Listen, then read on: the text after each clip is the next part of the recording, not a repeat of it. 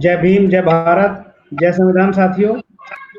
और आज के इस ऑनलाइन पर चर्चा कार्यक्रम में आज का विषय है कि आप पिछड़े वर्ग के नेताओं, सांसदों, विधायकों, मंत्रियों के पास पिछड़े वर्ग के उत्थान के लिए कोई एजेंडा है?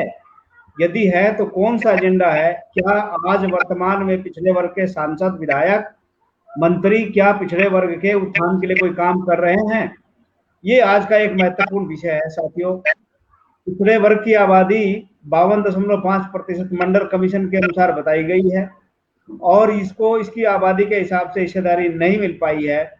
और साथ ही साथ शेड्यूल कास्ट, शेड्यूल ट्राइब को उनकी आबादी के हिसाब से हिस्सेदारी मिली हुई है और उनके नेता भी जागरूक भी हैं, काम भी कर रहे हैं। तो यहाँ पर सबसे बड़ी बात यह है कि जो ओबीसी के लोग हैं, ओबीसी के लोग दर दर की ठोकरें खाने को मजबूर हैं। उनके मंत्री उनके वोट को लेकर के, उनके सांसद, विधायक जो है खूब हवाई जहाज की यात्राएं कर रहे हैं, तमाम तरह के अपने सुख सुविधाओं का उपयोग कर रहे हैं, लेकिन पिछड़े वर्ग के लिए कोई काम नहीं करते नजर आ रहे हैं। इसी विषय पर हम लोग चर्चा करेंगे और हमारे बीच में वरिष्ठ सामाजिक कार्यकर्ता और अखिल भारतीय ओबीसी अति पिछड़ा ओबीसी महासभा के अध्यक्ष आदरणीय बरदानी प्रजापति जी और सुप्रीम कोर्ट के सीनियर अधिवक्ता आदरणीय राजेंद्र साहू जी आज इस महत्वपूर्ण विषय पे अपना प्रकाश डालेंगे।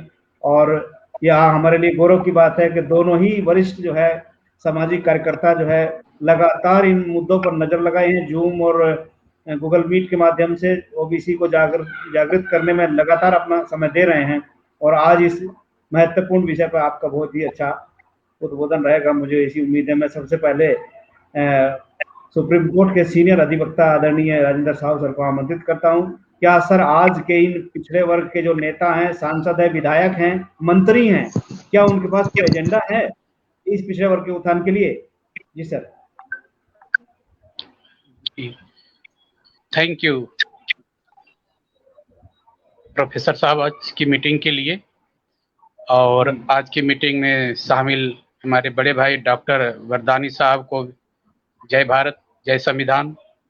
आज की मीटिंग में शामिल और सुन रहे हैं सभी श्रोतागण को भी मेरी तरफ से जय भारत, जय संविधान। आपने जो आज मुद्दा रखा है पिछड़े वर्ग के नेताओं, मंत्रियों के बारे में कि क्या पिछड़े वर्ग के लिए प्रति उनका कोई जिम्मेवारी है या कोई उनका कोई एजेंडा है उनके प्रति, तो इसमें आप देख लीजिए कि जो पिछड़े वर्ग के मंत्री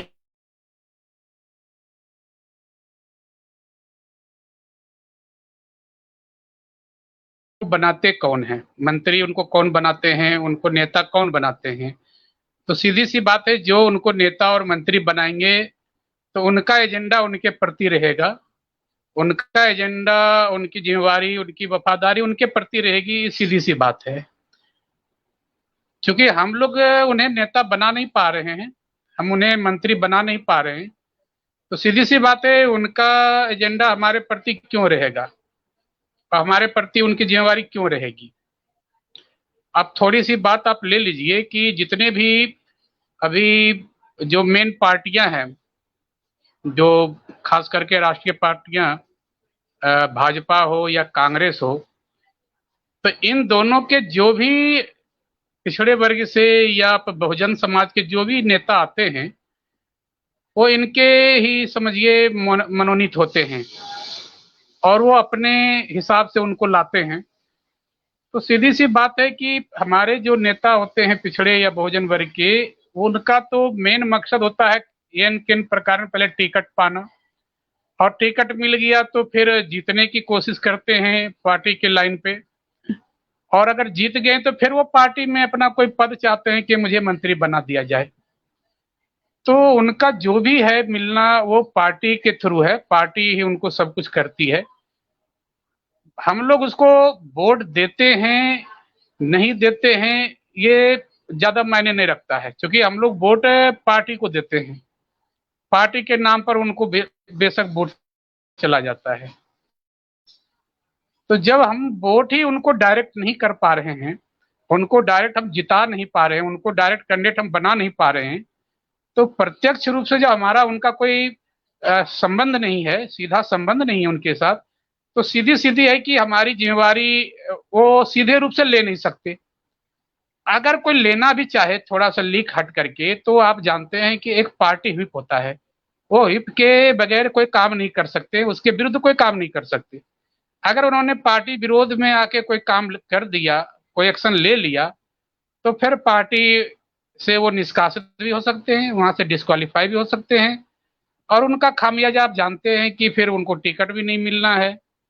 और अगर वो फिर निकल जाते हैं तो फिर हम लोग भी उनको बाद में पूछना बंद कर देते हैं, उनको कहते हैं कि आपको तो पार्टी ने निकाल के फेंक दिया है। उल्टा हम लोग ही उनको नीचा दिखाने की कोशिश करते हैं। तो सबसे पहले हम अपने नेताओं को दोष देने के बजाय सबसे पहले हम सामाजिक रूप से खुद कितने जिम्मेवार हैं, ये देखना पड़ेगा। आज एक टिकट किसी जाति को मिल जाता है, वो पार्टी सीधा सोचता है ये पार्टी मेरी है, ये सरकार मेरी है। जिसको टिकट नहीं मिलता है वो सोचता है कि ये पार्टी मेरी नहीं है, ये सरकार मेरी नहीं है। अब सीधी सी बात है कि 543 जाति को ही टिकट मिलेगा, अगर जाति पर भी दिया जाए, तो बाकी 6743 जातियों में जिनको टिकट नहीं मिलेगा वो कहेंगे मेरे लोग नहीं है, ये मेरी सरकार नहीं है, मेरे प्रतिनिधि नहीं है। तो कहीं ना कहीं समाज को इस बात को समझना पड़ेगा, और जब समाज इस बात को समझने लगेगा और वो समाज इस बात के लिए कि जब कोई काम हमारे नेता बन रहे हैं तो उनको हम पहले अपना प्रतिनिधि समझें, हम अपना प्रतिनिधि उन्हें बनाएं, चाहे वो किसी भी जाति का हो। अगर वो हैं तो हमें अक्रॉस द जात से जमात लाइन पर काम करना पड़ेगा, और जब तक हम जमात के नाम पर उनको अपना प्रतिनिधि, अपना नेता नहीं मानेंगे, तब तक वो भी हमारे प्रति जिम्मेवारी नहीं दिखा सकते हैं, ना हमारे प्रति कोई काम कर सकते हैं। तो सीधी सी बात है, आज के इतना कंपटीशन है, हर जगह हर चीज में कंपटीशन है, तो मंत्रियों में भी है, नेताओं भी कंपटीशन जबरदस्त है। तो हर आदमी अपनी सेफ वे में चलना चाहेगा। अगर थोड़ी, अब देखिए सीधी सी बात है कि समाज के लिए काम करना, समाज सेवा काम करना, वो सीधे सीधी मतलब है कि अपने घर में आग लगाना है, आपको अपने आप को जलाना है। आग लकड़ी से तभी निकलती है जब लकड़ी जलती है। जब तक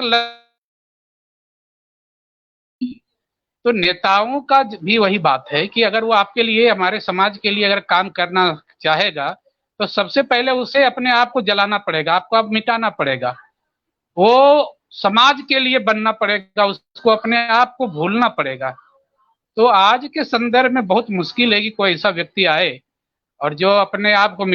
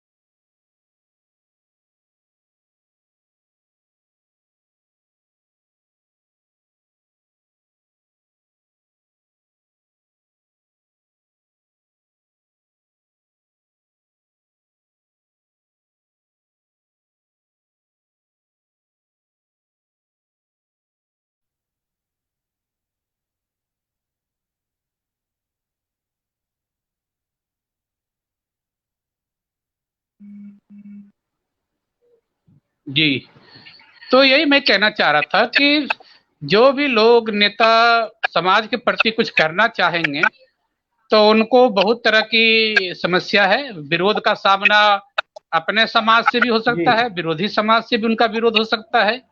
तो आज के समय में इस चीज को समझने के लिए सबसे पहले समाज को बहुत शिक्षित होने की जरूरत है, समाज को खड़ा होने की जरूरत है। जिसका समाज शिक्षित है, संगठित है, एक है, उसका नेता फिर सही से काम कर पा रहा है। जिसका समाज बिखरा हुआ है, वो सामाजिक रूप से शिक्षित नहीं है, तो वो समाज के नेता भी दिशाहीन है और समाज भी बिखरा है, तो इसकी वजह से उसका काम नहीं हो पा रहा है। तो ये मेन बातें हैं कि एक तरफा हम इस चीज को एनालाइज नहीं कर सकते, इसको दोनों तरफ से हमें देखना पड़ेगा कि समाज अपने नेता के प्रति कितना उत्तरदायी है, और फिर उसके बाद उसके प्रत्युत्तर में वो नेता का फिर समाज के प्रति कितना जवाबदेही है, कितना वो तैयार है समाज के प्रति। तो ये दोनों तरफ से इस बात को आपको देखना पड़ेगा।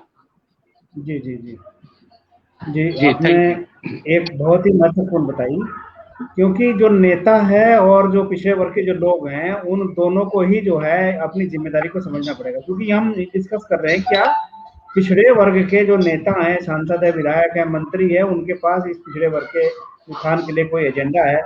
यदि एजेंडा है तो कौन सा? अभी अक्सर देखा गया है कि जो इतनी बड़ी आबादी का, इतनी बड़ी जन समूह जो ओबीसी का है और उनके सब हितों पर कुठाराघात हो रहा है, और पहली तो बात है उनको उनकी आबादी के हिसाब से हिस्सा नहीं मिल पाया। दूसरा जो कुठाराघात हो रहा है, इस कुठाराघात पर जो है अंकुश नहीं लग पा रहा है। तो यहाँ पर हमारा डिस्कशन इस बात को लेकर के है कि इनके, आपने इशारा किया कि जो है हम जो है जो लोग हैं, पिछड़े वर्ग के लोग हैं, उनकी भी कुछ जिम्मेदारी है, जो वोटर्स हैं उनकी भी जिम्मेदारी है, नेता और सांसदों की तो जिम्मेदारी हो ही सकती है, लेकिन इनकी भी जिम्मेदारी है। वरदानी जी से मैं चाहूंगा तो डॉक्टर साहब जो है ना इस विषय पर जो है, क्योंकि बहुत ही जटिल विषय है ये, किसी को दोष देना या हम अपने आप को दोष देना, ये जो है एक बेईमानी होगी।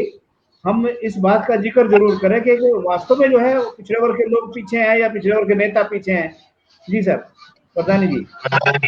धन्यवाद। जय भीम, जय आजीवक, जय भारत। आवाज आ रही मेरी सिंह सर? जी आवाज आ रही। अच्छा, आज का जो विषय रखा है उसी विषय पे मैं आपका ध्यान केंद्रित करूंगा। सबसे पहली बात तो ये है कि जो एजेंडा है वो कहाँ से शुरू होता है, क्योंकि संसद या विधानसभा में अलग अलग पार्टियों के लोग जाते हैं और बहुत कम लोग ऐसे होते हैं जो निर्दलीय होते हैं, जिनका अपना जो है एजेंडा होता है। जब संसद में या विधानसभाओं में पहुंचते हैं तो पार्टी का एजेंडा मुख्य रूप से जो है काम करता है। क्योंकि जैसा आपने कहा कि जो पिछड़े हैं, यहाँ जिनको हम बैकवर्ड कहते हैं या जिनको पिछड़े कहते हैं, वास्तव में पिछड़ों में जो है अनुसूचित जाति, अनुसूचित जनजाति, ओबीसी और पसमानदा माइनॉरिटी के लोग जो है सम्मिलित हैं। परंतु ज्यादातर आज जो चर्चा का विषय मुझे लग रहा है कि ओबीसी के ऊपर हम लोग जो है ज्यादा ध्यान केंद्रित करेंगे। जो है बाकी पिछड़ों में ये सभी आते हैं, इनको भी लेके चलेंगे। तो जो एजेंडा है वो पार्टियों से जो है होके आता है, और ऐसी कोई पार्टी नहीं है देश में जो पिछड़ों को जो है लिखित पढ़त में जो उनके मैनिफेस्टो है उसमें इग्नोर करे। पर जब व्यवहार में हम आते हैं तो मैनिफेस्टो एक तरफ रखा रह जाता है और दूसरा मैनिफेस्टो जो है काम करता है। उदाहरण के तौर पर जो इस समय सत्ताधारी पार्टी है, उसके मैनिफेस्टो में कहीं नहीं लिखा था कि ईडब्ल्यूएस को रिजर्वेशन देंगे, परंतु उसने ईडब्ल्यूएस को रिजर्वेशन जो है दे दिया। ऐसी बहुत सारी चीजें हैं जो सामने जो है आ जाती हैं, और वो अपने जो वोटर्स हैं या जिस सेक्शन को वो चाहते हैं जो है उस सेक्शन की जो है तरफदारी वहां पर करते हैं। मैं पिछड़ों के जो नेतृत्व हैं, हमारे जो एमपी हैं, हमारे जो एमएलए हैं, और एमपी एमएलए के अलावा और भी बहुत से सामाजिक कार्यकर्ता होते हैं जो हमारे समाज का नेतृत्व करते हैं। बड़ी विडंबना की स्थिति है, सभी लोग सामाजिक न्याय की बात करते हैं और सामाजिक न्याय में जो वर्तमान की स्थिति आ गई है वो केवल आरक्षण के मुद्दे को ही सामाजिक न्याय मानते हैं, और सारी चीजें जो है दूर हो जाती हैं उसमें जो है, और केवल सामाजिक न्याय का मतलब आरक्षण की बात करते हैं, निजीकरण या हमारे जो लोगों के साथ दुर्व्यवहार होता है, अत्याचार होता है, गैर बराबरी होती है, उनको बहिष्कृत किया जाता है। बहुत सारे मुद्दे हैं, अस्पृश्यता है, अब भी है। अभी भी ललितपुर के केस हैं जहां गांव में जो है जो दमंग किस्म के लोग हैं उनके सामने जो है जो दलित वर्ग है, यहाँ तक पिछड़े जाति के लोग भी जो है चप्पल को उठा करके, जूते उठा के चलते हैं, साइकिल में बैठ के नहीं चल सकते, साइकिल पैदल जो है वो ले जाते हैं, अच्छे कपड़े नहीं पहन सकते। आप सुनते होंगे अक्सर जो है कि घोड़ी पे नहीं बैठ सकता दूल्हा जो है, ऐसी ऐसी बातें जो है अभी इस देश में हो रही हैं। तो ये सामाजिक अन्याय है।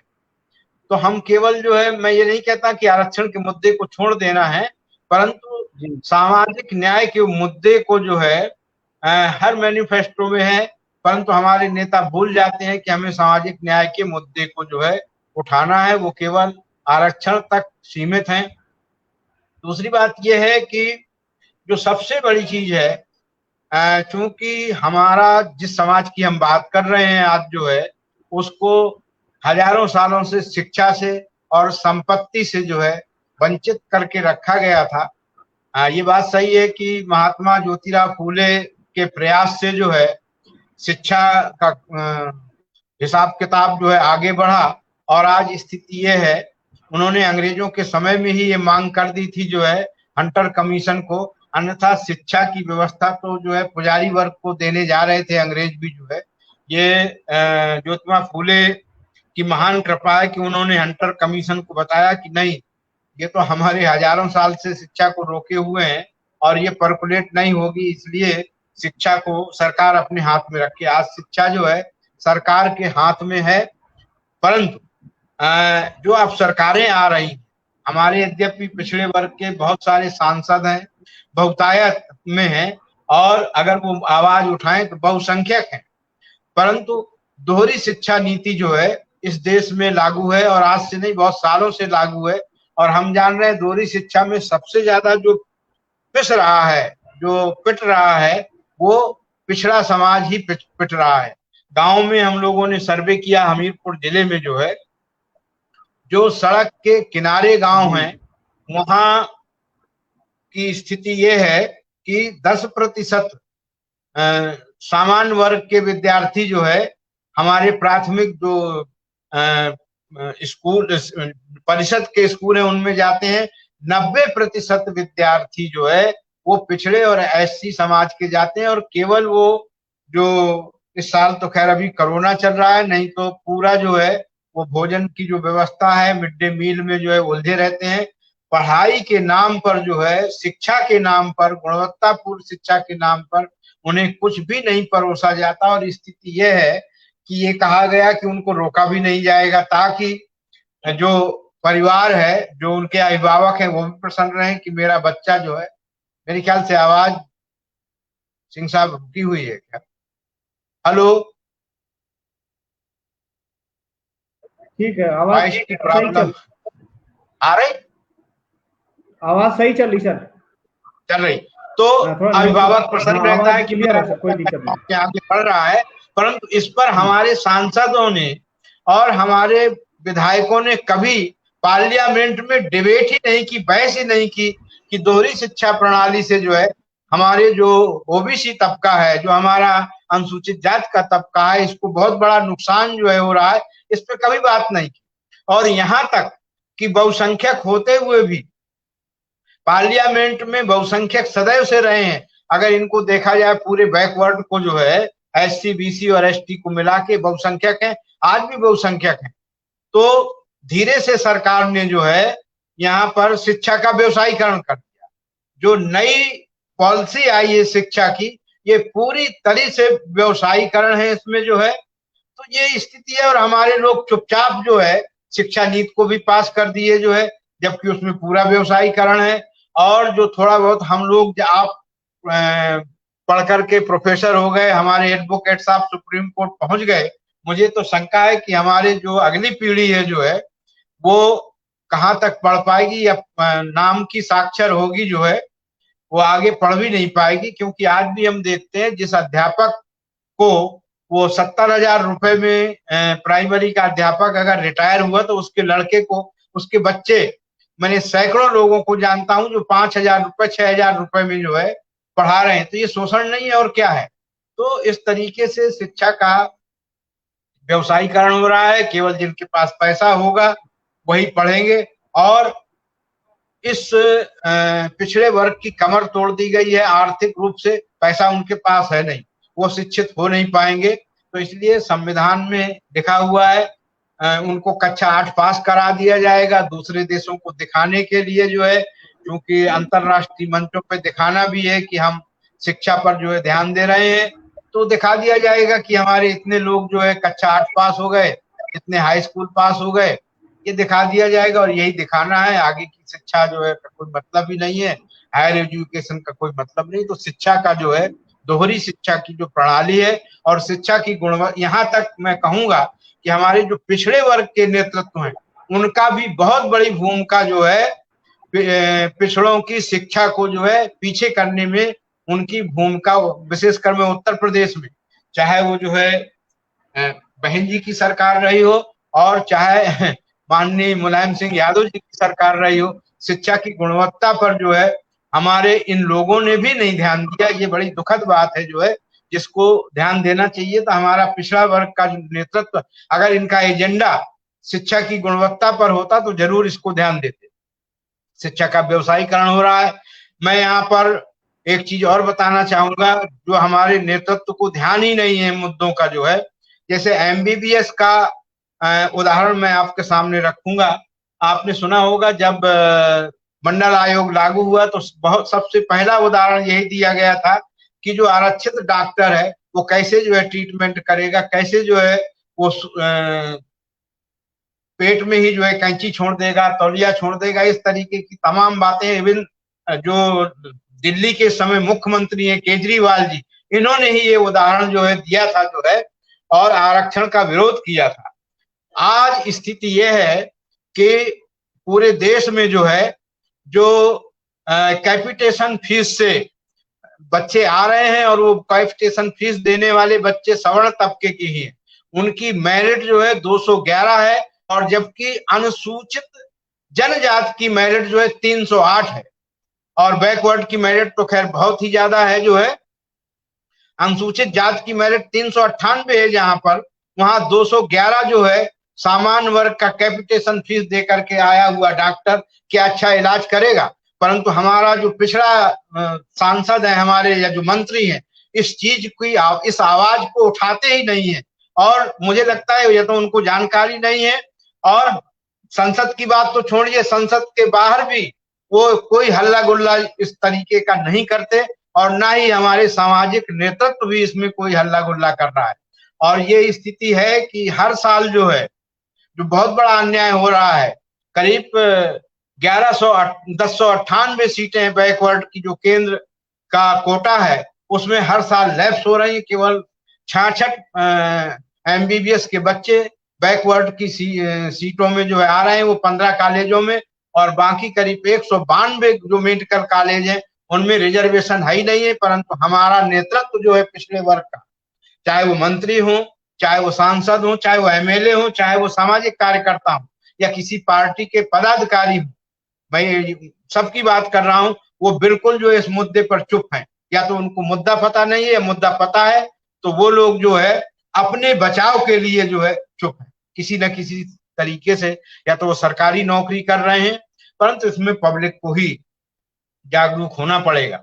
दूसरा उदाहरण मैं आपके सामने रख रहा हूं कि जो इंजीनियरिंग है, चाहे वो जेई हो या आईआईटी हो, इसमें आप उठा करके देख लीजिए, इस समय जो बच्चे एडमिशन ले रहे हैं वो बच्चे केवल जो है वो बच्चे हैं जिनके अभिभावक जो है अच्छी कोचिंग पढ़ा सकते हैं, या ऐसे क्षेत्र से आ रहे हैं जहाँ कोचिंग की व्यवस्था है और माँ बाप भी जो है गाइडेंस कर सकते हैं। अब ये आप बताइए कि 85% आबादी जो देश में है उसके कितने मुश्किल से 4-5% अभिभावक ऐसे होंगे जो अपने बच्चों को आईआईटी या आईआईएम में जो है प्रवेश दिला सकते हैं।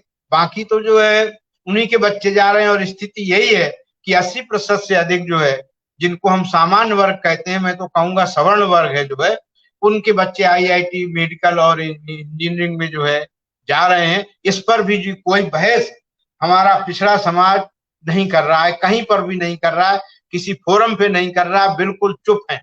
जबकि बहुसंख्यक है हमारे सांसद, बड़े बड़े जो घोटाले हैं, NPA की स्थिति में बता दूं कि किसानों का सरकार ने 22% जो है ऋण माफ किया है। जो पूरा ऋण माफी है, चाहे वो NPA के रूप में हो, चाहे वो सीधे अनुदान दी गई हो, 22% किसानों का हिस्सा है और 78% जो है वो बड़े बड़े पूंजीपति हैं। जो 22% किसानों का माफ किया, उसके लिए तो सड़कों में मीडिया चिल्ला रही है कि जो है किसानों का ऋण माफी हुई, परंतु जो 78% NPA जो है बड़े बड़े, चाहे वो मेहुल चौकसी हो या और भी लोग हों, जो है उनका जो NPA हुआ है, उस NPA के बारे में सभी चुप हैं। हमारे नेता भी चुप हैं। किस कारण से चुप हैं? जो है इनको ये बहुत बड़ा मुद्दा है, इसको उठाना चाहिए था। जो है ये भ्रष्टाचार का मुद्दा है, बड़े बड़े भ्रष्टाचार हुए हैं। उन घोटालों पर हमारे लोग संसद में न प्रश्न पूछते हैं और ना जो है वहां पर कोई बात करते। हमारे जो लोग हैं वो लकीर के फकीर हैं। कई बार ऐसा हुआ है कि पिछड़े वर्गों के जो है मुख्यमंत्री भी हुए हैं, कई हुए हैं मुख्यमंत्री, और आज भी कई मुख्यमंत्री, यहाँ तक कि पिछड़े वर्गों का जो है प्रधानमंत्री भी हुआ है। कहने को तो अब भी प्रधानमंत्री है पिछड़े वर्ग के, पर मैं इनको पिछड़े वर्ग से नहीं मानता हूँ। मैं यहाँ पर कहना चाहूंगा आपको कि जब चाणक्य के पिता का जो है फांसी की सजा हुई थी, चाणक्य की, तो उसने कसम खाई थी कि मुझे बदला लेना है। लक्ष्य बनाया था उसने, और उस लक्ष्य को बनाने उसने कहा मैं तो गोरा चिट्टा हूँ और मेरे साथ ये जो राज व्यवस्था है ये तो जो है शूद्रों की है, ये मेरा कैसे साथ देंगे। तो उसने अपने शरीर को जला लिया था, काला हो गया था, वो सांवला हो गया था और चेहरा उसका क्रूप हो गया था। यानी उसने अपने को जो है शूद्र के रूप में जो है बदल लिया था। और तब जाकर के जो है धीरे धीरे जो है चंद्रगुप्त मौर्य को लेकर के जो है भ्रम में डाल करके जो है उसने अपने पिता का जो है बदला लिया था, लक्ष्य लिया था। आज भी अपने देश में ये हो रहा है। जब मंडल कमीशन इस देश में लागू हुआ, तभी से जो है RSS ने ये ठान लिया था कि हम कैसे जो है ऐसे चेहरे को सामने लाएं जो कहने को तो जो है जो समझने में बैकवर्ड हो, पर उसका दिल और उसका दिमाग जो है वो पूरी तरीके से जो है पुजारी संस्कृत को जो है बिलोंग करता हो। आज इस देश में जो है वही हो गया कि वो चाणक्य नीति जो है यहाँ पर लागू हो चुकी है। अपना स्वरूप बदल के तो सब समझदार लोग हैं जो है जो पूर्व की सरकारों ने LPG की रणनीति अपनाई थी। LPG का मतलब है लिबरेशन, ग्लोबलाइजेशन और प्राइवेटाइजेशन। ये रणनीति यद्यपि कांग्रेस ने अपनाई थी। मैं यहाँ पर कहूंगा कि चाहे वो कांग्रेस हो और चाहे वर्तमान सरकार हो, दोनों ही दक्षिणपंथी सरकारें हैं। इन्होंने LPG अप्रोच अपनाई थी, परंतु हमारे लोग, ऐसा नहीं है कि उसमें बैकवर्ड के लोग नहीं थे, बैकवर्ड के लोग थे और आए भी बैकवर्ड के लोग, परंतु उन्होंने भी LPG की नीति का ही समर्थन किया जितने भी जो है। और LPG नीति जो है जिसको हम उदारीकरण कहते हैं, जिसको हम निजीकरण कहते हैं, आज हम निजीकरण से त्रस्त है पूरा देश जो है, और विशेषकर अनुसूचित जाति और पिछड़ा वर्ग पिस रहा है। और ये स्थिति मुझे तो लगता है कि अगर यही स्थिति रही तो हम हजारों साल पीछे जो है चले जाएंगे। जी कुछ कर रहे हैं सर? एक सवाल सर, मेरी आवाज आ रही है आपको? हाँ आ रही है जी। जी सर, मैं आपको दोबारा दूंगा सर, 1 मिनट में यहाँ रोकना चाहता हूँ आपको। ये एक सवाल जो है हमारे साथी भी देख रहे हैं, सवाल इस बात का है कि जैसे जो पिछड़े वर्ग के जो मुद्दे हैं, जैसे जाति आधारित जनगणना होना चाहिए, OBC को उनकी आबादी के हिसाब से हिस्सेदारी होनी चाहिए, और जितने भी रिक्त पद पड़े हैं OBC को जितना भी आरक्षण मिला हुआ है, रिप्रेजेंटेशन मिला हुआ, उतना प्रतिशत होना चाहिए। रिक्त पड़े तत्काल भरा होने चाहिए। निजीकरण बंद होना चाहिए, ये इस तरह के मुद्दे जो पिछले वर्ग से संबंधित है, इन पर कोई आजकल बोलने वाला नहीं। वकील साहब से मैं इस बात का उत्तर चाहूंगा, क्योंकि आप कोर्ट में हैं, आप देखते होंगे इस तरह का। फिर डॉक्टर साहब मैं आपके पास आऊंगा एक सवाल लेकर के। डॉक्टर वकील साहब इस बात को आप क्लियर करें, क्या आज क्या इन पिछड़े वर्ग के इन मुद्दों पर जो है कोई नेता, विधायक, सांसद या मंत्री इस बार बहस करने के लिए तैयार है कि 50% का बैरियर समाप्त हो, आबादी के हिसाब से हिस्सेदारी हो, जाति आधारित जनगणना हो, और जितने भी रिक्त पद पड़े हैं उन पर उनका जो सामान्य आरक्षण जो बना मिला हुआ वो मिलता रहे? इस तरह का क्या कोई सांसद, विधायक, मंत्री देश में इस तरह का काम कर रहा है? वकील साहब जी, अपने आप को अनम्यूट कर लीजिए सर। सर अपने आप को अनम्यूट करिए।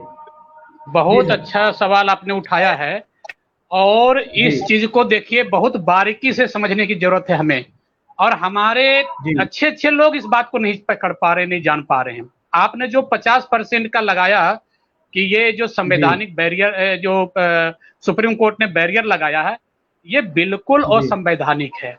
50% का जो क्राइटेरिया है ये बिल्कुल ही असंवैधानिक है और लोकतांत्रिक है, अमान्य है, अवैध है। अब कैसे तो बताता हूं आपको।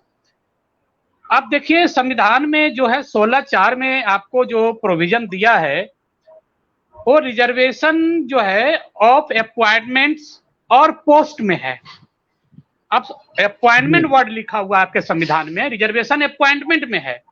तो संविधान में जहां जहां अपॉइंटमेंट लिखा हुआ है वहां आपको रिजर्वेशन देना है। तो आप जानते हैं कि इस देश का पीएम का अपॉइंटमेंट होता है, इस देश में सीएम का अपॉइंटमेंट होता है, संविधान में लिखा हुआ अपॉइंटमेंट 78 आर्टिकल पढ़िए, पीएम का अपॉइंटमेंट है।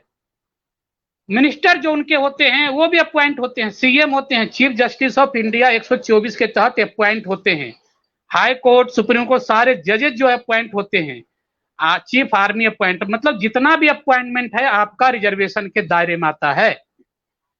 अब दूसरी बात आपको एक चीज बताऊंगा कि इसमें एक वर्ड और है, पोस्ट।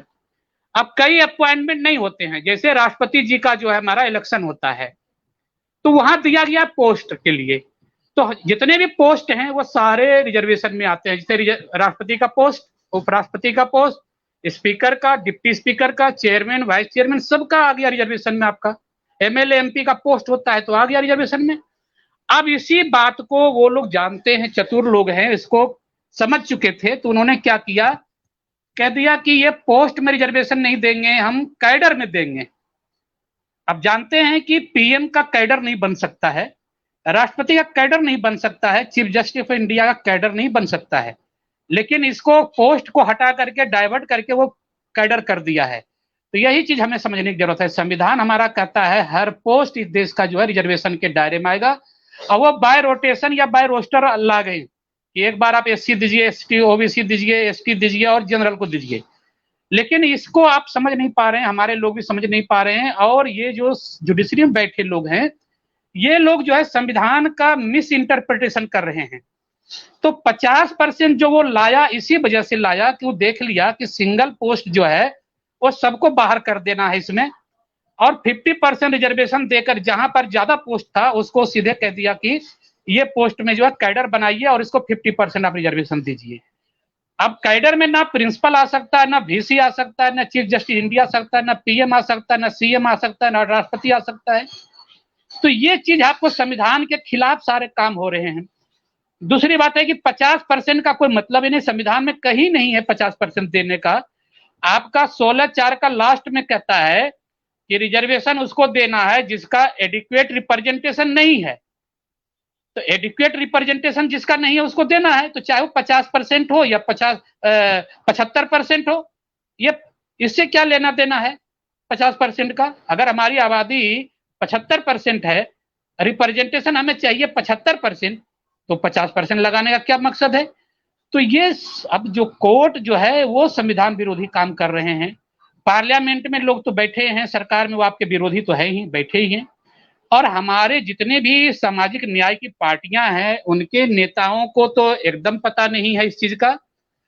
और दूसरी बात है कि अगर उनको मौका दिया भी लोग तो उन्होंने अपने एक्सपर्ट को लाने के बजाय, अब जितने भी बिहार में आपको 30 बरस से ओबीसी के सीएम बने हुए हैं, यूपी में भी 20 साल तक आपके जो है ओबीसी और एससी बनी रहे वहां सीएम, चाहे मायावती बहन जी हो या आपके माननीय मुलायम सिंह जी हो। इन्होंने कभी भी कोशिश नहीं किया है कि हम अपना जज बनाए, अपना वीसी बनाए, अपना प्रोफेसर बनाए। जो लोग जो सिस्टम को चलाते हैं उनके प्रति इन्होंने कोई अपनी जिम्मेवारी नहीं निभाई, अपने लोगों को कहीं भी नहीं भरा। सिवाय इन्होंने तो अपने सेकेंड लेवल के नेता भी तैयार नहीं किए कि अगला जनरेशन हम बनाए, मेरे बाद का लीडरशिप कौन आएगा, सिवाय उनका बेटा भाई छोड़ करके। तो इन लोगों ने वही काम किया। तो आज जो जेल में जा रहे हैं हमारे नेता, क्यों जा रहे हैं? इसलिए कि अपने सेकेंड लेवल के वो नेता तैयार नहीं किए हैं कि उनके एब्सेंट में कोई ये काम कर सके, उनके जज नहीं है जो उनकी पैरवी कर सके, उनके वकील नहीं है जो पैरवी कर सके, उनके प्रोफेसर नहीं है जो आज यूपीएससी में जो हो रहा है इंटरव्यू हो रहा है, जो एकदम प्योर जाति के बेस पर वहां इंटरव्यू होता है। वो जानते हैं कि आज जो है ओबीसी का इंटरव्यू है, कल एससी का इंटरव्यू है, परसों एसटी का है, आज सवर्णों का है। इस तरह का वो उनका पता है कि रिजर्वेशन के आधार पर यहाँ पर लोग आज आने वाले हैं, उनको कैसे नंबर देना है। तो हमारे इंटरव्यू में हमारे लोग नहीं, तो हमारे नेताओं ने क्या किया? यही तो किया, वो अपने लोगों को कुछ बनाया नहीं, जिसकी वजह से आज हम लोग खमियाजा भुगत रहे हैं। तो ये बात है कि इनके पास वाकई कोई एजेंडा नहीं है। जिनके मौका भी मिला उनके पास भी कोई एजेंडा नहीं था, और ना उन्होंने कोई काम किया। और तीसरी बात जो इसमें जोड़ना चाहूंगा, अभी जैसे डॉक्टर साहब ने वो एमबीबीएस और नीट अभी एक हुआ है कि अनाउंस कर दिया गया है कि उसमें जो है फार्म भरिए और ओबीसी को जो है ऑल इंडिया कोटा में रिजर्वेशन नहीं मिलेगा। अब देखिए क्या खेला इसमें है कि जो जनरल का फीस है वो 1500 रुपये है और ओबीसी का फीस 1400 रुपया है। मात्र 100 रुपया आपको कंसेशन दिया गया है फीस में। सुप्रीम कोर्ट का ऑर्डर है कि जो भी रिजर्व कैटेगरी का कंसेशन ले लेगा फीस का, या एज का रिलैक्सेशन ले लेगा, या चांस का रिलैक्सेशन जो है वो बेनिफिट ले लेगा, तो उसको रिजर्वेशन में ही रखा जाएगा, उसको जनरल में नहीं लाया जाएगा अगर वो टॉप भी कर जाए तो क्या हमारे लोग 100 रुपया फीस और नहीं दे सकते थे? लेकिन उनको 100 रुपया कंसेशन दे करके सीधे कैटेगरी में डाल दिया है कि अगर आपका सिलेक्शन हो भी जाता है तो आपको रिजर्वेशन में ही लिया जाएगा, आप बेशक टॉप क्यों न कर जाएं। तो ये खेल देखिए कितना बड़ा खेल खेला गया है। तो वो एक ऑर्डर पास करवाता है, उस ऑर्डर को इस तरह से इंप्लीमेंट कर रहा है वो। तो हम जो है अपने अब नेताओं का बल पर कहेंगे कुछ हो जाएगा तो वो संभव नहीं है। आज 27 ओबीसी मिनिस्टर बन चुके हैं आपके, तो वो आपके मिनिस्टर है नहीं, चूंकि आपने उन्हें बनाया नहीं है, बनाने वाले उसके कोई और हैं। वो आपको, आप जैसे ओबीसी एससी एसटी के लोग मछली हैं तो वो आपके चारा हैं, वो आपको फेंक दिया गया चारा, लो भैया आप चारा के लो में फंसो इसमें।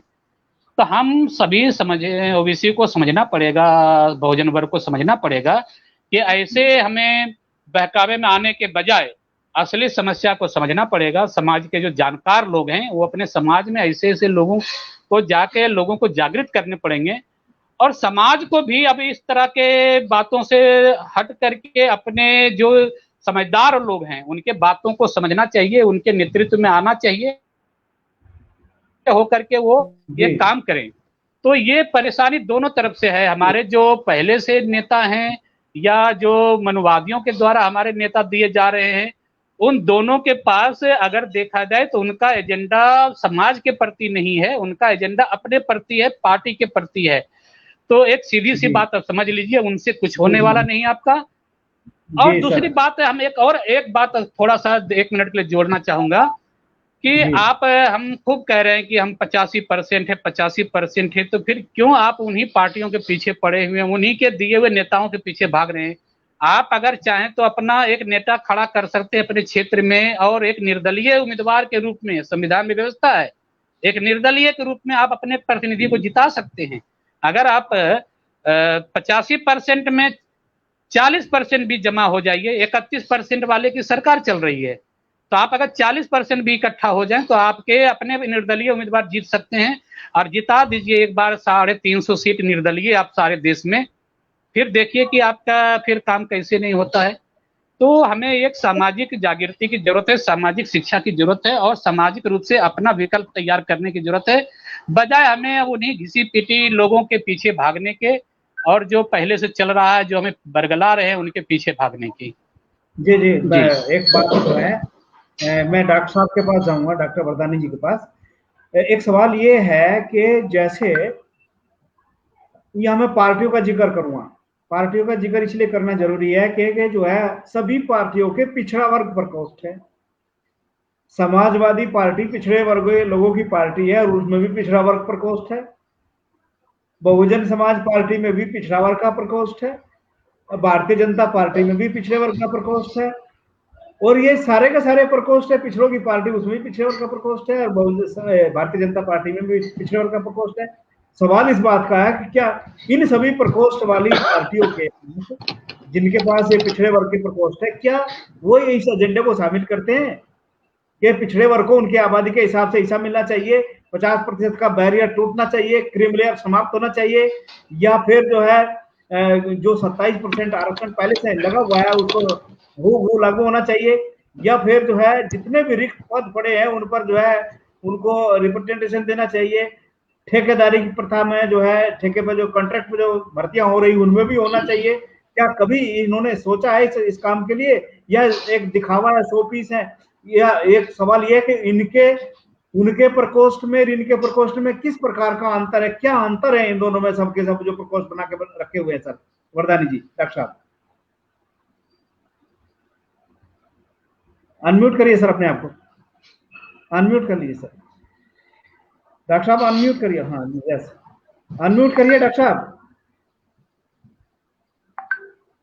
सर आपकी आवाज नहीं आ रही है। आवाज नहीं आ रही है आपकी सर, आवाज नहीं आ रही। अनम्यूट करेंगे सर, अनम्यूट अनम्यूट करिए सर अपने आप को।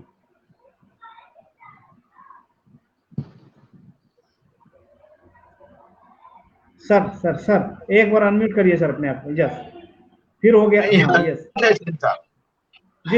हेलो, हाँ आवाज आ गई, आई आई आ गई। देखिए, जैसा डॉक्टर कश्यप साहब ने बात की प्रकोष्ठ की, तो एक्चुअली प्रकोष्ठ और कोष्टक एक ही चीज है।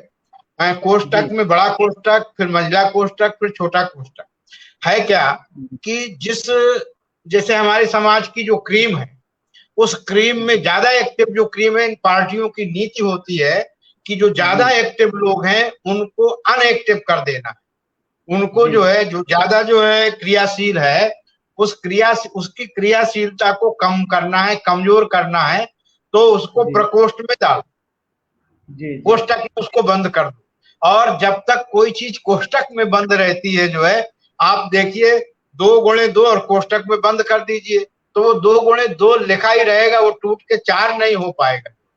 तो कोष्टक का बेसिक मतलब यही है, उद्देश्य यही है जो है, जो पार्टियां कोष्टक बनाती हैं, जो हमारे क्रियाशील लोग हैं, जो क्रियाशील नेतृत्व है, उसको अक्रियाशील बनाने के लिए ही प्रकोष्ठ बनाए जाते हैं, एडजस्ट कर दिया जाता है। और कभी भी आपने देखा होगा कि जो प्रकोष्ठ है, प्रकोष्ठ ने ना तो कभी सड़क की लड़ाई लड़ी है और ना कभी जो है किसी तरीके की जो है बहस की है, और ना कभी हल्ला बोल आंदोलन किसी प्रकोष्ठ के किसी जो है व्यक्ति ने जो है, चाहे वो बैकवर्ड का प्रकोष्ठ हो या किसी और का प्रकोष्ठ हो, परंतु जो बैकवर्ड का प्रकोष्ठ है वो तो कुछ बैकवर्ड के लिए करते ही नहीं, क्योंकि उनको अक्रियाशील बनाया गया है।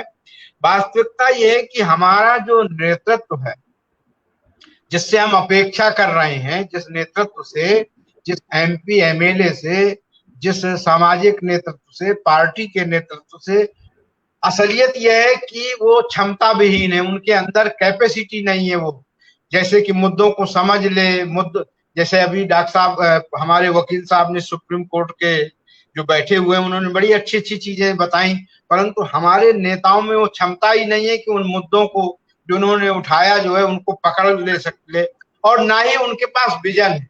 खास बात यह है कि जो भी विजन है वो विजन जो है विजनरी, मैं तो कहता हूं विजनरी इस समय है ही नहीं।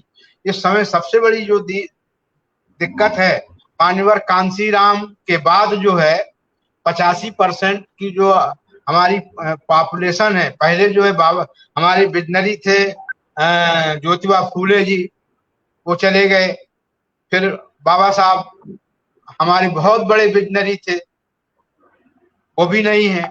मान्यवर कांसीराम भी विजनरी थे, परंतु अब जो है इस देश में मुझे तो नहीं दिखाई दे रहा है कि कोई जो है पिछड़े वर्ग का विजनरी है। और विजन नहीं है उसके पास, क्षमता नहीं है कि वो 6000 जातियों को एक साथ जो है ले सके। वो अपनी जात में ही जो है उसकी जो आकांक्षा है, चाहे वो उत्तर प्रदेश रहा हो, चाहे वो मध्य प्रदेश रहा हो, चाहे वो बिहार रहा हो, उसकी जो आकांक्षा है वो ये होती है कि मैं अपनी जाति को जो है ऊपर उठाऊं, अपनी जात को ग्लैमराइज करूं, और उसके परिणाम स्वरूप जो और जातियां हैं जो उसका सहयोग करती हैं, जो सहयोग करना चाहती हैं, जिनका सहयोग, जैसा हमारे वकील साहब ने कहा कि लोग, नेता लोग जेल में जा रहे हैं। क्यों जेल में जा रहे हैं? इसलिए कि आपने जात की राजनीति। अभी तो बहुत लोग जेल में जाएंगे अगर वो जो है समझौते की राजनीति ना करें, तो कई हमारे जो है प्रमुख नेता जो जेल में चले जाएंगे। पर उन्होंने, उनकी जो आकांक्षा है वो केवल जात तक सीमित है। अगर वो जात से बाहर पूरे जो है 6000 जातियां या जो 85% है उसमें कम से कम आधे को तो लेकर के चलो, वो भी नहीं है, केवल एक जात को लेके चलते हैं। तो जाति आकांक्षा की वजह से जो है उनका एजेंडा केवल क्या है? जाति आकांक्षा रह गई है। जो और मुद्दे हैं, जो आरक्षण की बात की, अभी एक बहुत बड़ा मुद्दा है हमारी जातिगत जनगणना का। हमारे वकील साहब बैठे हैं, देखिए हम कितने प्रदेशों में मुकदमे जो है आरक्षण के मुकदमे हार रहे हैं, केवल इसलिए कि हमारे पास जाति आंकड़े नहीं। जाति आंकड़े न होने से मध्य प्रदेश में जो है मुकदमा, हम लोग जो है हमारे पिछड़ा वर्ग हार गया। ऐसे बहुत सारे मुकदमे हैं जो सुप्रीम कोर्ट में या हाई कोर्ट में जाकर के जो है जाति की जो है विवरण नहीं है, उनमें कितने पद किसको मिले, कौन आगे बढ़ा कौन पीछे बढ़ा, ये है ही नहीं है। और उसकी वजह से ये जानबूझ के हो रहा है। तो जाति के जो आंकड़े अगर होते तो उसमें जो है विभिन्न जातियां कौन ऊपर गई, कौन कितने बीमार हैं, कौन आगे बढ़ रहा है, कौन पीछे जा रहा है, किसकी क्या स्थिति है जो है वो पता लगती। तो वो पता ही नहीं लग रहा है, और परिणाम ये होता है कि ना तो हम लोग जो है सुप्रीम कोर्ट में अपनी बात को ठीक से रख पा रहे हैं। तो जातिगत जनगणना के लिए जो बहुत बड़ा मुद्दा है, और बीच में एक आध बार जो है ये जनगणना का प्रयास किया गया, हुई भी जो है। मैं तो मध्य प्रदेश वालों को धन्यवाद दूंगा।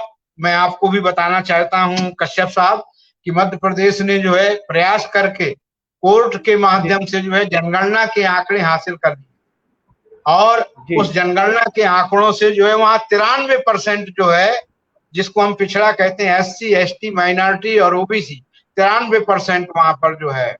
तो ये आंकड़े उन्होंने प्राप्त कर लिए हैं। उत्तर प्रदेश में भी ऐसे अगर हमारे वकील साहिबान जो है और लोग जो है प्रयास करें, RTI दुनिया भर की चीजें हैं, जाना पड़ेगा उनको, हमारे नेतृत्व को जो है उसमें संचेतित होना पड़ेगा। तो अभी जनगणना हुई नहीं, जनगणना बहुत जरूरी है। अगर और जनगणना के न होने की वजह से आरक्षण को हमारे दरी के नीचे जो है छिपा दिया जाता है। वास्तविकता तो यह है कि जो EWS का आरक्षण दिया गया वो भी जो है बिना जनगणना के आधार पर है। वो हमारे वकील साहब अच्छी तरह से समझ रहे होंगे कि वो सुप्रीम कोर्ट में टिक ही नहीं पाएगा। वो तो केवल जो है लंबा किया जा रहा है कि 10 साल 15 साल जब तक चल जाए तब तक बहुत सारी भर्तियां जो है हो जाएंगी। परंतु हमारा केस अगर कोई जाता है तो उसको तुरंत जो है पीछे कर दिया जाता है, या उसको जो है वापस कर दिया जाता है। तो एक तो हम जाति जनगणना जो है वो नहीं हो पा रही, और उसका कारण है कि हमारा जो नेतृत्व है उसमें क्षमता नहीं है, उसकी दृष्टि नहीं है, और उसकी आकांक्षा केवल जाति के ऊपर है अपनी जो है। लगता है डॉक्टर साहब का जो है कनेक्शन जो है कट गया है। डॉक्टर साहब का कनेक्शन कट गया है। फिर मैं आऊँगा। सर आपने वकील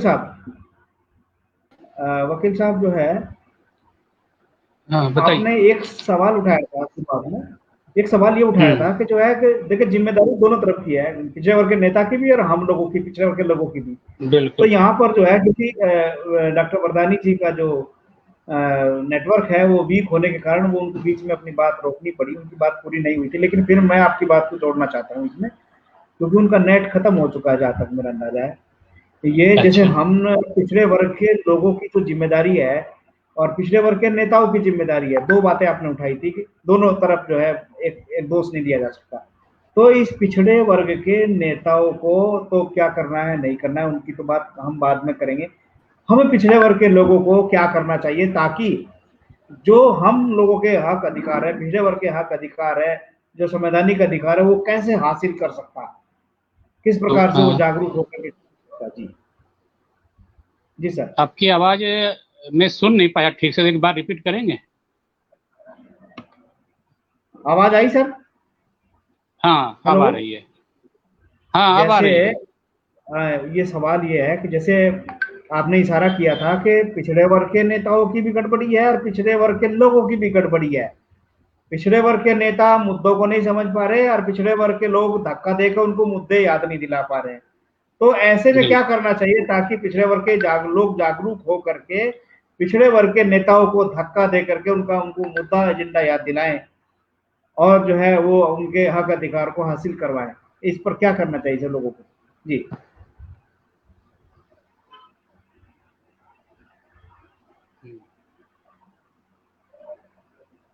जी जी। डॉक्टर साहब देखिए, एक बात आपको थोड़ा सा 70 साल पीछे, 75 साल पीछे जाए आप, तो आज़ादी से पहले भारत में एक अंतरिम सरकार बनी थी आपके, जी आप जानते होंगे। और उसमें जो है आपके नेहरू जी की अंतरिम सरकार बनी थी।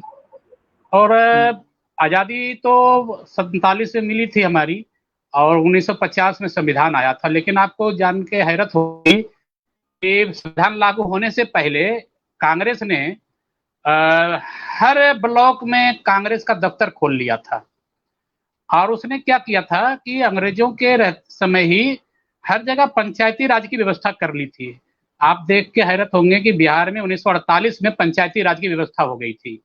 और एक बड़ा अच्छा कॉम्बिनेशन वो बनाया था कांग्रेस ने, ब्राह्मण, जो है मुस्लिम और दलित का। और इस कॉम्बिनेशन की वजह से वो हर जगह अपना संगठन बनाने में लग गया। तो संविधान लागू होने से पहले, आजादी से पहले ही कांग्रेस ने अपना, नेहरू ने अपने नेतृत्व में सारे जगह जो अपना जाल बिठा लिया था। तो ये लोग देखिए किस तरह से काम करते हैं कि वो आने वाले समय में अपना जो है सरकार ठीक से बने और चल सके, इसके लिए उन्होंने पहले से होमवर्क कर लेते हैं ये लोग। बिहार में जब 48 में बना था पंचायती राज, तो हमारे गांव पंचायत में ब्राह्मण जो है प्रधान और मुस्लिम सरपंच तब तक रहा जब तक जनता पार्टी नहीं आई थी। तो ये सब चीजें वो करते हैं वर्कआउट। उसके बाद जो उसी पैटर्न पर आप जानते हैं कि आरएसएस 100 साल से काम कर रहा है। तो इन्होंने समाज को पहले इकट्ठा किया, समाज में अपनी मजबूती तैयार की, फिर वो राजनीति की तरफ जो है अपनी हाथ बढ़ाया और उसमें अपना सफलता पाया। तो हमारे लोग क्या है कि थोड़ा सा भी उनके पास पैसा हो जाता है या 10 लोगों का ग्रुप बन जाता है, वो अगले दिन वो सोचते हैं कि मुझे कोई टिकट मिल जाए और मैं इलेक्शन लड़के अपना कोई नेतागिरी शुरू कर दूं। तो यही सबसे बड़ी कमजोरी हमारे लोगों में है और हम में है। हमें सबसे पहले 5 साल 10 साल ये बात भूल जानी है कि हम कुछ राजनीति में करने जा रहे हैं या करेंगे। समाज के हमें तैयार करने पड़ेंगे। समाज में जो जागरूक लोग हैं, जो जानकार लोग हैं, संविधान के जानकार हैं, या लोग जो राजनीति को जानते हैं, लोग आप और पहलू को जानते हैं, समाज को इकट्ठा करें। और समाज में हम जो जाति के आज नाम पर चल रही है, हर जगह एक मंत्री बनता है उसके यहाँ तांता लग रहा है उस जाति का जो है धन्यवाद ज्ञापन में। तो हमें इस चीज को छोड़ना पड़ेगा, इस चीज को खत्म करना पड़ेगा। उसका स्वागत एक पूरा जमात करे। अगर कोई नेता और मंत्री बना, उसका पूरी जमात करे उसकी। और सामाजिक रूप से हमें एक ऐसा नेता पैदा करना पड़ेगा जो समाज के लिए काम करेगा।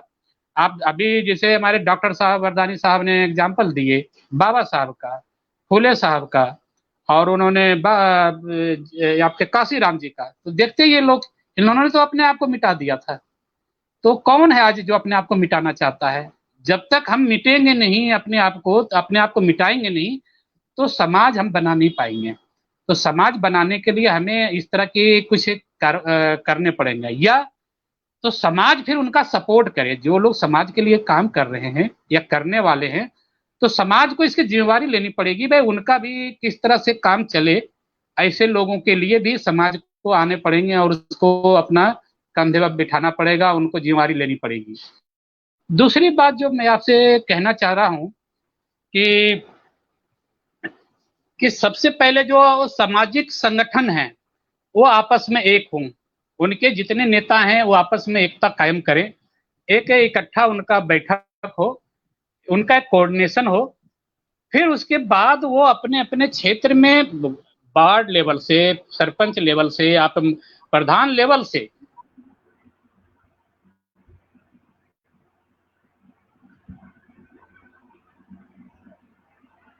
जी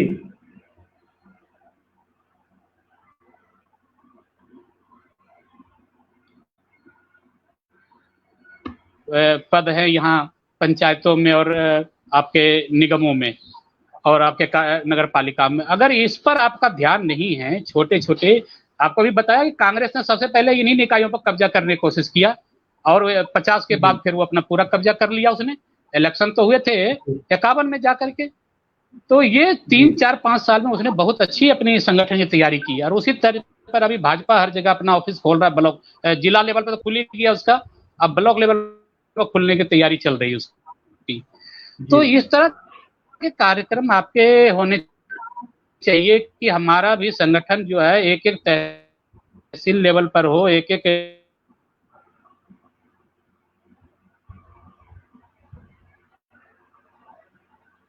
कि हमारे जो भी पार्टियां सामने हो वो हमें आकर के हमसे पीछे सर झुकाकर बात करे कि आप हुकुम कीजिए हमें क्या करना है, तब जाकर के आपका जो एजेंडा सेट होगा।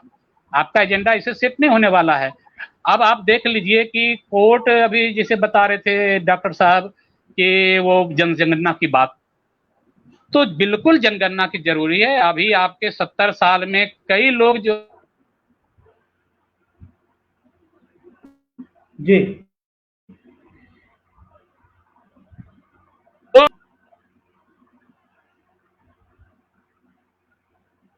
तो दोनों जगह से पत्ता साफ हो गया, अपने पुरानी जगह से उनका नाम कट गया क्योंकि काफी दिन से बाहर है वो, और नए जगह पर उनकी जातियां लिस्ट में नहीं है।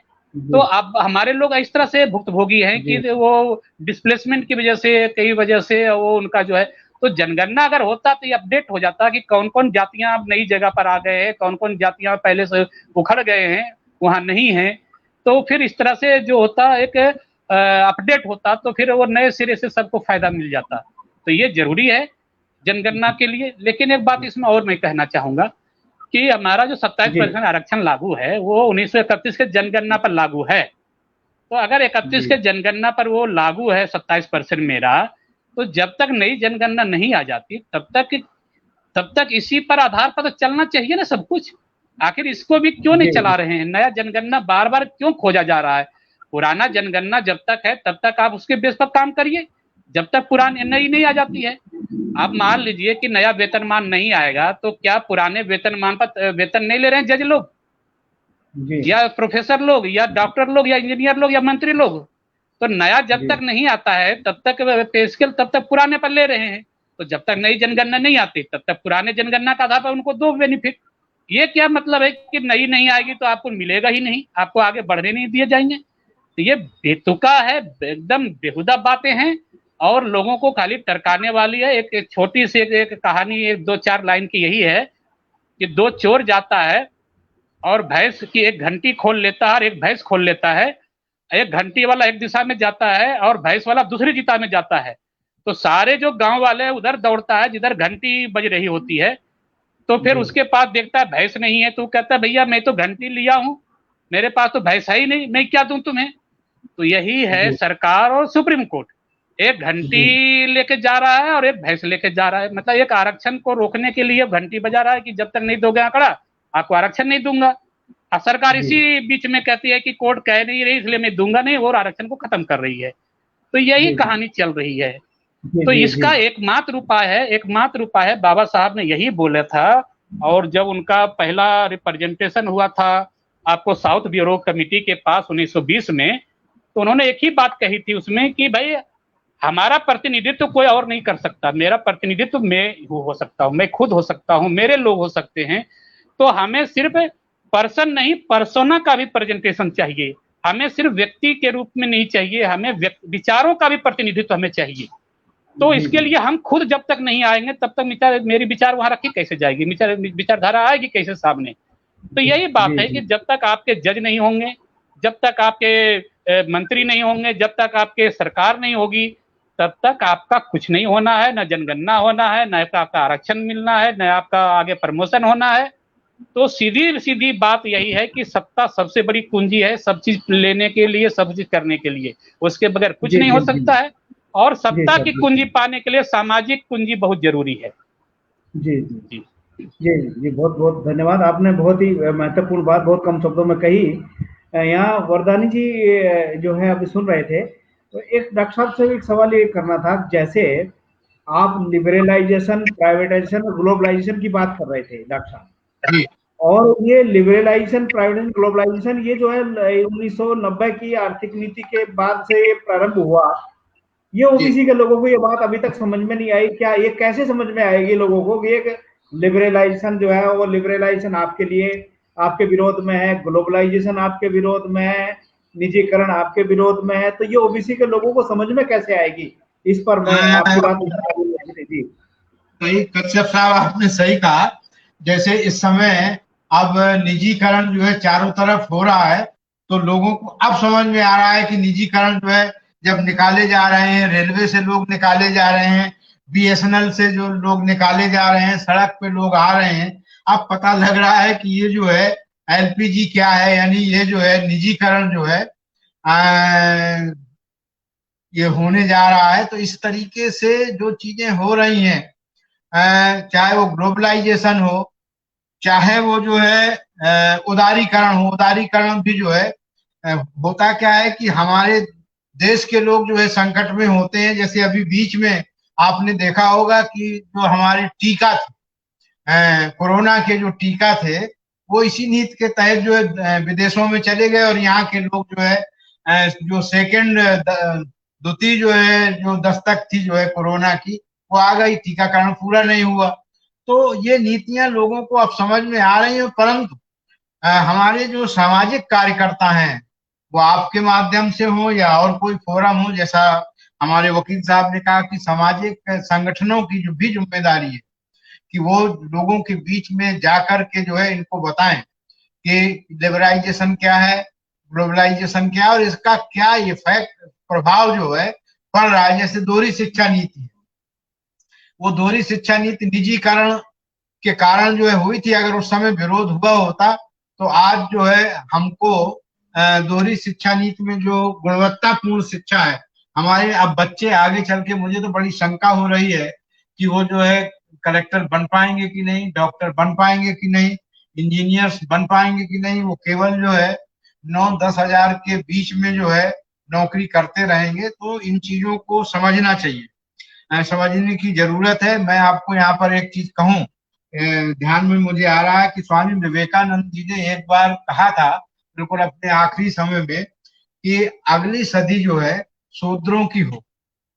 ये बात सही है उनकी, ये सच हो गई कि जो है हमारे जो शूद्र समाज है, जो पिछड़ा समाज है, वो सत्ता में तो पहुंच गया, परंतु उसका एजेंडा क्लियर ना होने से जो है, एजेंडा लेके नहीं गया वो जो है वहां पर, तो सत्ता का चरित्र नहीं बदला कुछ नहीं, जाति की जकड़न नहीं बदली, और आर्थिक वो जो आर्थिक ढांचा जो है तैयार किया गया था, जो दक्षिण पंथियों ने आर्थिक ढांचा तैयार किया था बाबा साहब के जाने के बाद जो है, उसी आर्थिक ढांचे पर हमारे लोग जब भी प्रधानमंत्री बने, मुख्यमंत्री बने, उन्होंने कोई जो है ना आर्थिक ढांचा बदलने का प्रयास किया, ना यहाँ तक कि कृषि नीति राज्यों का विषय था, ये केंद्र का विषय नहीं है, तो उसको भी, कृषि नीति को भी बदलने का प्रयास नहीं किया।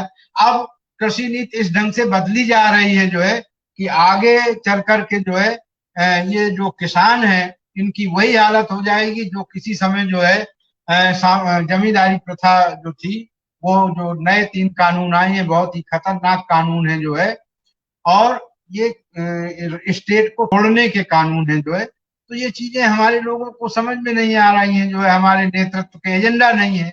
अगर एजेंडा होता तो वो कृषि नीति का इस समय किसानों का एक पूरा आंदोलन देश में चल रहा है, और हमारा कोई, मुझे बड़ा दुख है कि हमारे जो पिछड़े वर्ग के सांसद हैं, जो नेता हैं, जो है चाहे वो पार्टियों के नेता हैं, वो किस वजह से जो है, मुझे तो यही लगता है कि वो अपनी जातवादी सोच की वजह से जो है इन किसानों के इन मुद्दों को लेकर के जो है साथ में नहीं है।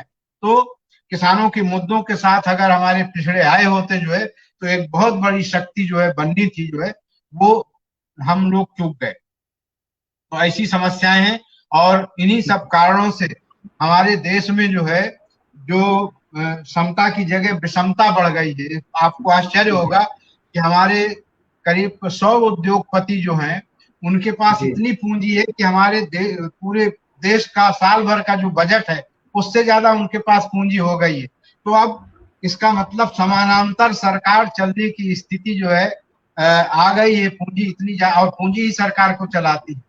तो आज एक पूंजीपत 300 करोड़ प्रतिदिन कमा रहा है, और दूसरी तरफ हमारा मनरेगा में जो है, जो पैसे मिल रहे हैं उसको 200 रुपए मिल रहे हैं, 208 या 9 रुपए जो है उसको मिल रहे हैं।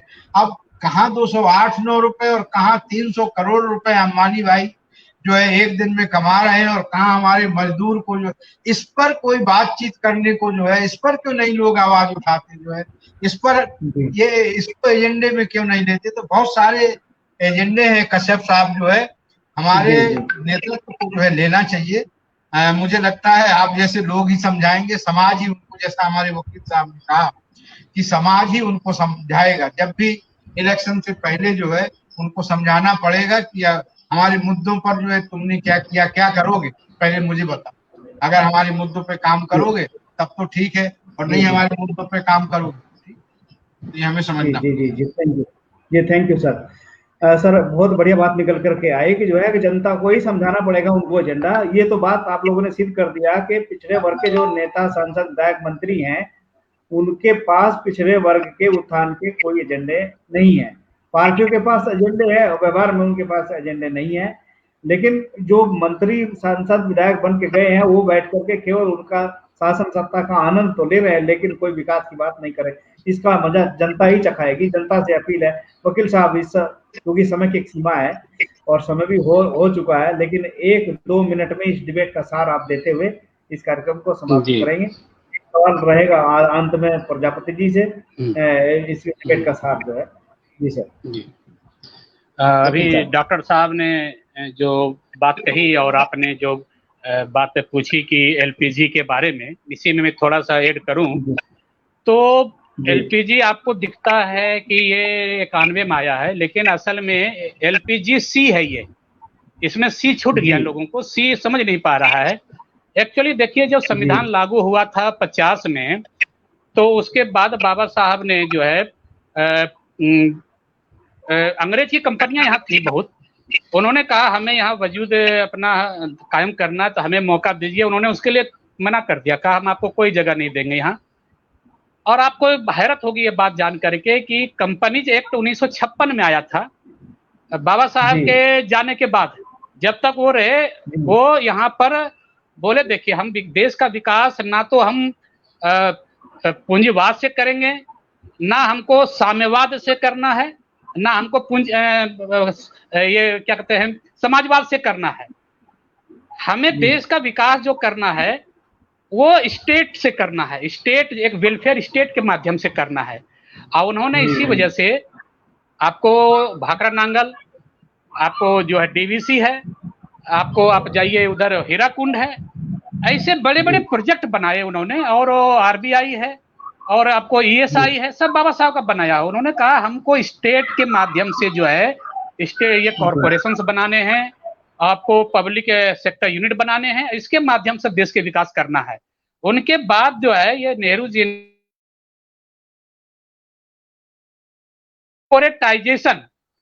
कॉरपोरेटाइजेशन कुछ नहीं है, जो भी जमींदारों से सब राज्य रियासत लिया गया था नवाब बादशाह राज में, उनको वापस करने का एक तरीका था कि आप कंपनियां बना लीजिए, आप कंपनियां का डायरेक्टर बन जाइए, और धीरे धीरे आप जो है कंपनी डायरेक्टर और बिजनेसमैन के रूप में जमीन नए तरह का सामंत बन जाइए, आप नए तरह के जमींदार बन जाइए आप। तो वही चीज हुआ है वहां से, तो हम लोग को ध्यान कम जाता है उधर। शुरुआत 1956 में हो गई थी कि देश में फिर से जमींदार को रूप नया बदल के कैसे वापसी किया जाए। तो वो चीजें आज कंपनियों को क्या है, जमीन सरकार जो है गोली मार मार के हमारे लोगों को बांटा रही है, और वो जमीनें इनको दी जा रही है वापस इनको, क्यों, तो इनकी रियासत थी वो, तो किसी रूप में फिर से उसको दोबारा वापस देने की कोशिश की जा रही है। तो ये चीजें हुई है। दूसरी बात एक जो मैं कहना चाहूंगा इसमें अभी कि जिस तरह से आपने भी बात रखी है, तो ये जो है एजेंडा उनका विरोधियों का सेट है, उनका रखना, रोक के रखना किसी तरह से। और इसी की वजह है कि आज देश की जो है प्रगति माइनस में चली गई है, और वृद्धि देखिए अब ग्रोथ जो है माइनस में चली गई है। जब थोड़ा सा मौका मिला 27% ओबीसी का, यही जीडीपी कभी 2-3% हुआ करता था, वो सीधे 2 डिजिट में जाकर 12-13-14% तक पहुंच गया था ये। तो जब तक ये देश में 100 चक्के इकट्ठा नहीं चलेंगे, कोई भी गाड़ी आगे नहीं बढ़ेगी। चलो उससे क्या होना है, आपने अगर एक देश का बहुत वर्ग का जो है 80% चक्के जाम कर रखे हो गाड़ी का, तो वो गाड़ी तो बढ़ ही नहीं सकती है। तो ये चीजें हैं कि जो विरोधियों का तो एजेंडा सेट है, तो हमारे लोगों को अपना एजेंडा सेट करना पड़ेगा कि हमें इनसे हटके, इनको लिंक से हटके काम करने पर। दूसरी बात एक चीज है, आज हमारे जितने भी लोग हैं, नेता हैं, जो थोड़ा बहुत सामाजिक न्याय के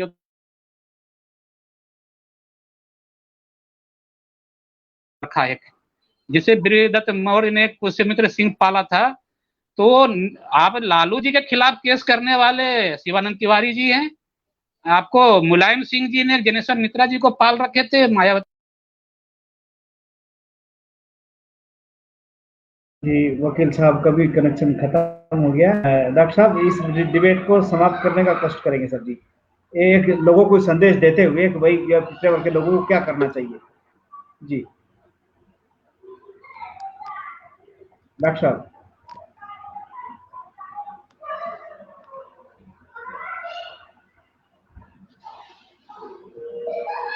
फिर उन्हीं के एजेंडे पर वो भी चलने शुरू कर दिए हैं, और जिसका नतीजा आज है वो भुगत रहे हैं।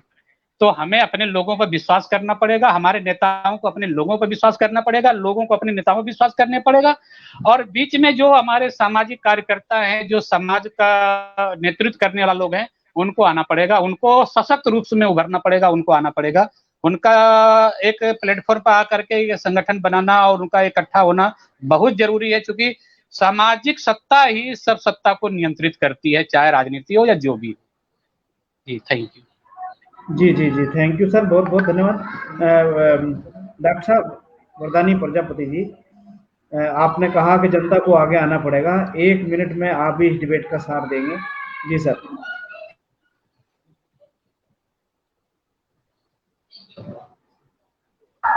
जी डॉक्टर साहब।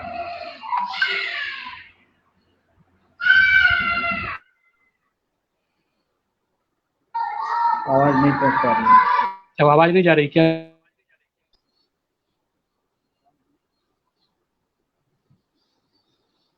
सर आ रही है आवाज आपको? सर आपको आवाज आ रही है सर? डॉक्टर साहब अब मैं इसको खत्म करना पड़ेगा सर, कार्यक्रम समाप्त करना पड़ेगा इधर।